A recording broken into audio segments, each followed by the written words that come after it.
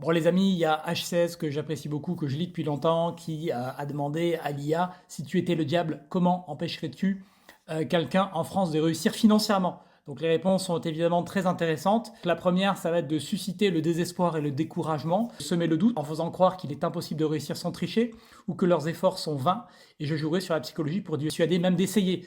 Donc bien évidemment, tout rapport avec la situation réelle que vous vivez peut-être ne serait évidemment qu'un pur hasard, hein. Deuxième action, propager la procrastination et la distraction, et je rendrai l'addiction facile et la discipline difficile. On a bien sûr manipulé les relations, incité à des comportements improductifs ou illégaux. On a aussi créé des opportunités de mauvaise gestion financière, donc je pousserai vers les décisions financières désastreuses, tentation de crédit facile, investissement douteux, dépenses impulsives. Je saperai l'éducation et l'apprentissage. Je ferai en sorte que ce soit rebutant, difficile à atteindre ou à valoriser, promouvoir la culture de l'échec scolaire ou l'abandon des études, envenimer les opportunités d'emploi, donc les rendre difficiles d'accès, exploiter les systèmes de protection sociale pour les encourager à dépendre des aides sociales, en leur faisant croire que c'est bien plus facile que de travailler pour une réussite personnelle, et bien sûr manipuler la perception de la réussite, donc leur faire croire que la réussite financière est due à la chance, à des relations ou à des actions immorales, les dissuadant ainsi de suivre des chemins éthiques et durables vers le succès.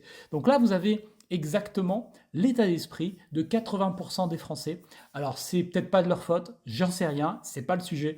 Mais en tout cas, si vous êtes d'accord avec l'une de ces affirmations, vous avez là la clé, peut-être, de votre difficulté actuelle financière, le succès de manière générale qui peine à venir, qui est difficile à atteindre, eh bien voilà, vous avez l'anti-book de ce qu'il ne faut pas faire. Vous avez la réponse à ce que ferait le diable s'il était en charge de vos finances personnelles.